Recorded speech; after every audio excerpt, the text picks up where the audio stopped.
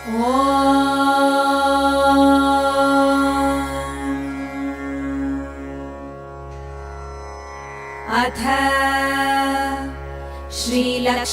सहस्रनाम स्तोत्रम्। ध्यानम्। पद्मनाभप्रियां देवीं पद्माक्षीं पद्मवासिनीं पद्मवक्त्रां पद्महस्तां वन्दे पद्मामहर्निशम्। पूर्णेन्दुवदनां दिव्यरत्नाभरणभूषितां वरदाभयहस्ताढ्यां ध्यायेच्चन्द्रसहोदरीम्। इच्छारूपां भगवतः सच्चिदानन्दरूपिणीम्। सर्वज्ञां सर्वजननीं विष्णुवक्षस्थलालयाम्। दयालुमनिशं ध्यायेत् सुखसिद्धिस्वरूपिणीम्। हरिः ओम्। नित्यागतानन्त नित्यानन्दिनी जनरञ्जनी नित्यप्रकाशिनी चैव स्वप्रकाशस्वरूपिणी। महालक्ष्मीर्महाकाली महाकन्या सरस्वती। भोगवैभवसन्धात्री भक्तानुग्रहकारिणी। ईशावास्या महामाया महादेवी महेश्वरी। हृल्लेखा परमाशक्तिर्मातृका बीजरूपिणी। नित्यानन्दा नित्यबोधा नादिनी जनमोदिनी। सत्यप्रत्ययनी चैव स्वप्रकाशात्मरूपिणी। त्रिपुरा भैरवी विद्या हंसा वागीश्वरी शिवा। वाग्देवी च महारात्रिः कालरात्रिस्त्रिलोचना। भद्रकाली कराली च महाकाली तिलोत्तमा। काली करालवक्त्रान्ता कामाक्षी कामदाशुभा। चण्डिका चण्डरूपेशा चामुण्डा चक्रधारिणी। त्रैलोक्यजयिनी देवी त्रैलोक्यविजयोत्तमा। सिद्धलक्ष्मीः क्रियालक्ष्मीर्मोक्षलक्ष्मीः प्रसादिनी। उमा भगवती दुर्गा चान्द्री दाक्षायणी शिवा।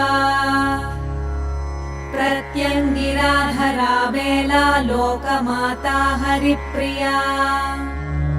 पार्वती परमादेवी ब्रह्मविद्या प्रदायिनी। अरूपा बहुरूपा च विरूपा विश्वरूपिणी।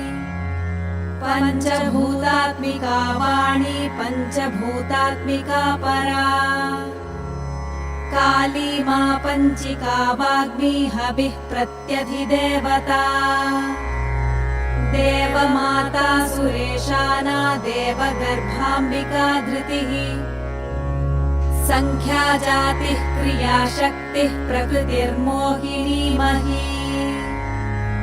यज्ञविद्या महाविद्या गुह्यविद्या विभावरी। ज्योतिष्मती महामाता सर्वमन्त्रफलप्रदा। दारिद्र्यध्वंसिनी देवी हृदयग्रन्थिभेदिनी। सहस्रादित्यसङ्काशा चान्द्रिका चन्द्ररूपिणी। गायत्री सोमसम्भूतिः सावित्री प्रणवात्मिका। शाङ्करी वैष्णवी ब्राह्मी सर्वदेव नमस्कृता। सेव्य दुर्गा कुबेराक्षी करवीरनिवासिनी। जया च विजया चैव जयन्ती चापराजिता। कुब्जिका कालिका शास्त्री वीणा पुस्तकधारिणी। सर्वज्ञशक्तिः श्रीशक्तिर्ब्रह्म विष्णु शिवात्मिका।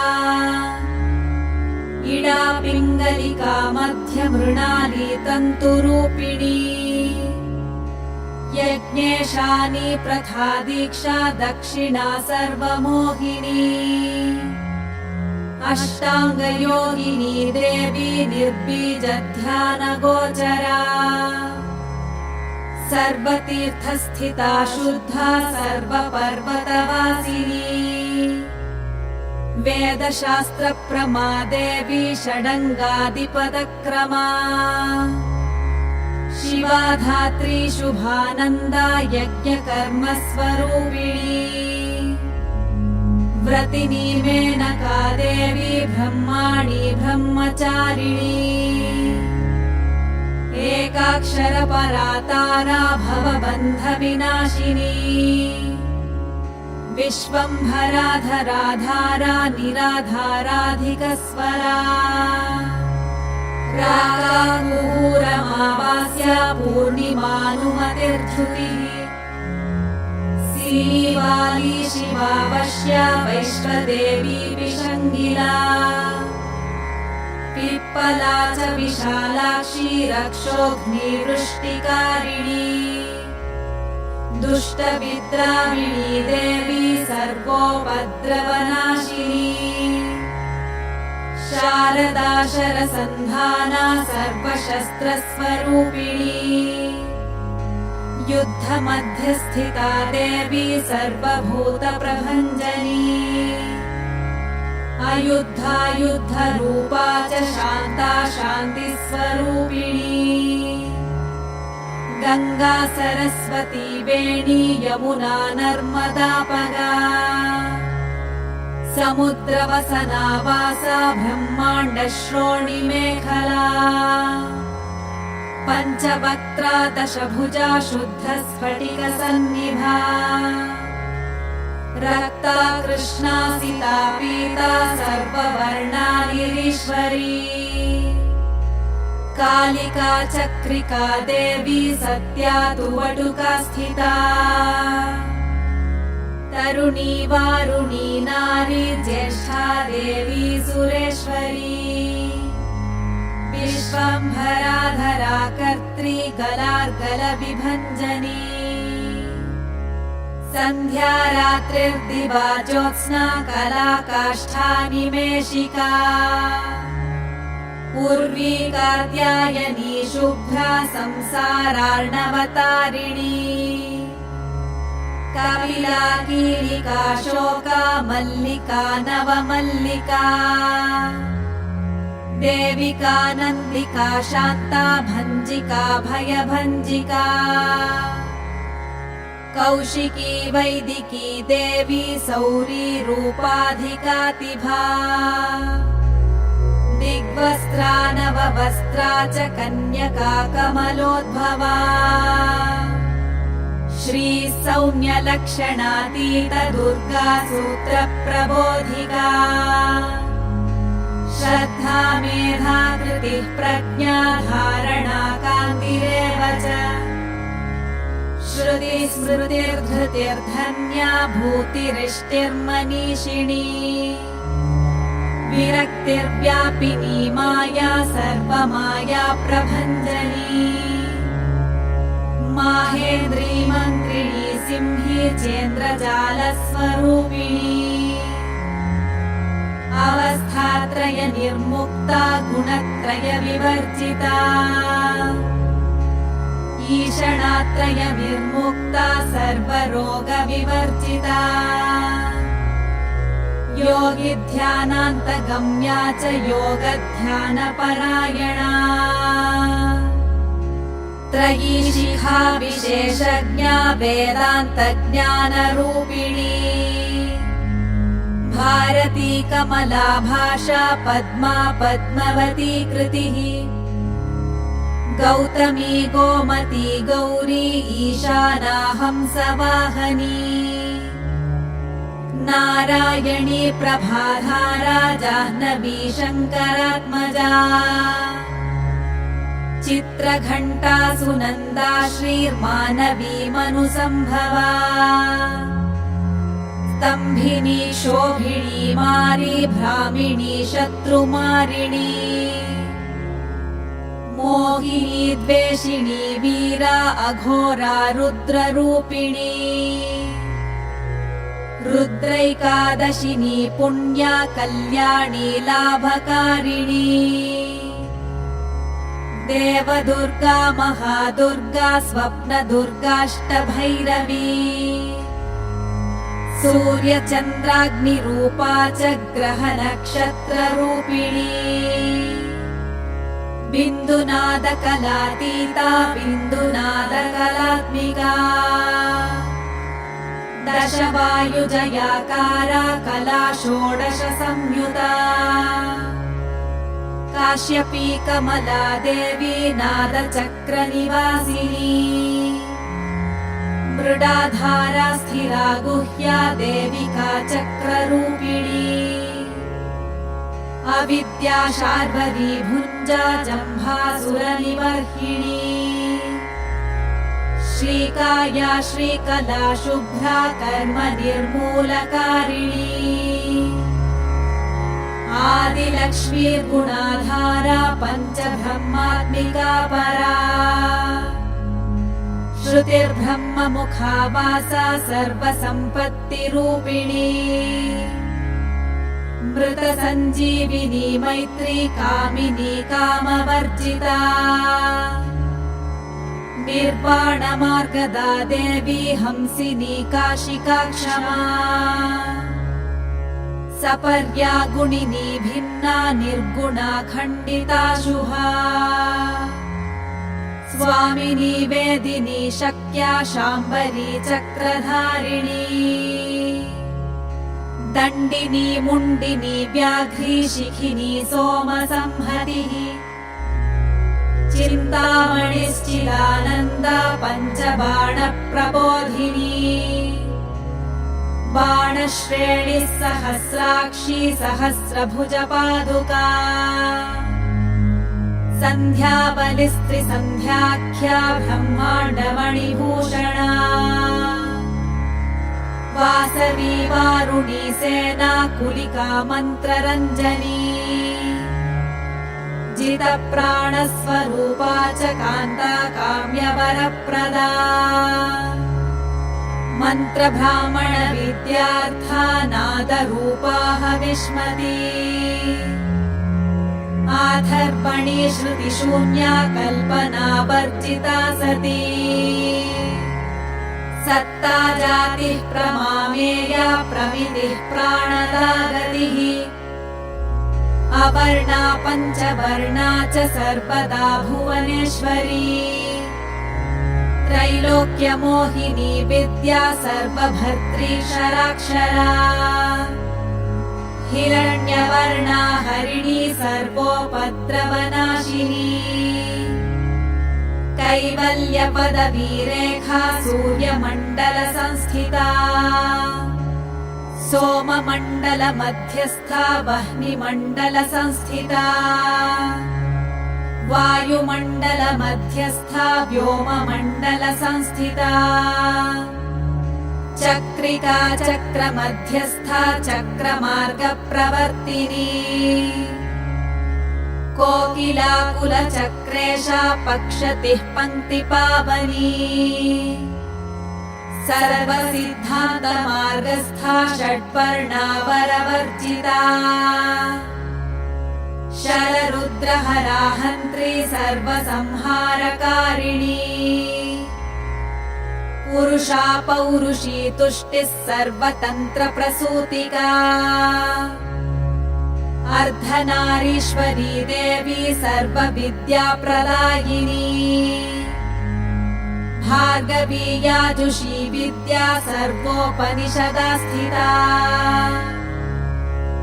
व्योमकेशाखिलप्राणा पञ्चकोशविलक्षणा पञ्चकोशात्मिका प्रत्यक् पञ्चब्रह्मात्मिका शिवा जगज्जराजनित्री च पञ्चकर्मप्रसूतिका वाग्देव्याभरणाकारा सर्वकाम्यस्थितस्थितिः अष्टादश चतुष्षष्टिपीठिका विद्यया युता कालिका कर्षणश्यामा यक्षिणी किन्नरेश्वरी केतकी मल्लिका शोका वराही धरणी ध्रुवा नारसिंही महोग्रास्या भक्तानामार्तिनाशिनी अन्तर्बला स्थिरा लक्ष्मीर्जरा मरणनाशिनी श्रीरञ्जिता महाकाया सोमसूर्याग्निलोचना अदितिर्देवमाता च अष्टपुत्राष्टयोगिनी अष्टप्रकृतिरष्टाष्टबिभ्राजद्विकृताकृतिः दुर्भिक्षध्वंसिनी देवी सीता सत्या च रुक्मिणी ख्यातिजा भार्गवी देवी देवयोनिस्तपस्विनी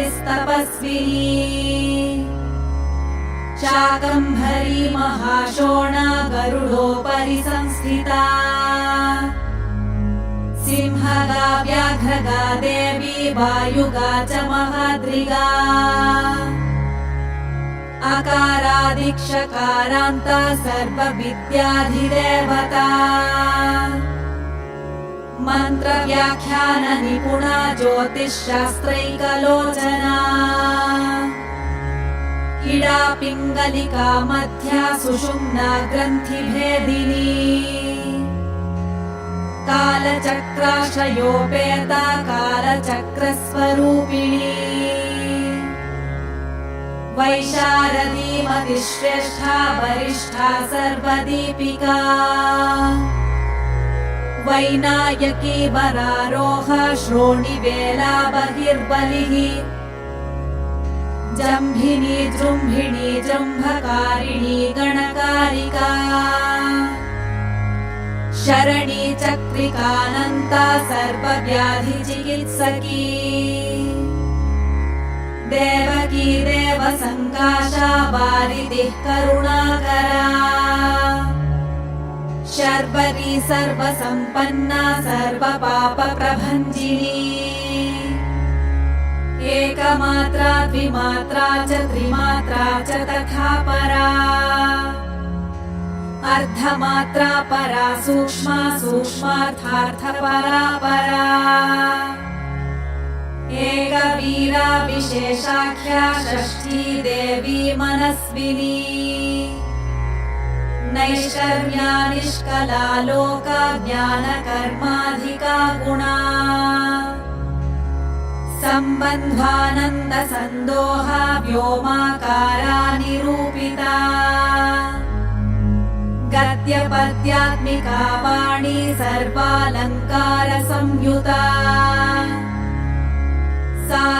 साधुबन्धपदन्यासा सर्वौको घटिकावलिः षट्कर्मा कर्कशाकारा सर्वकर्म विवर्जिता आदित्यवर्णा चापर्णा कामिनी वररूपिणी ब्रह्माणि ब्रह्मसन्ताना वेदवागीश्वरी शिवा पुराणन्यायमीमांसा धर्मशास्त्रागमश्रुता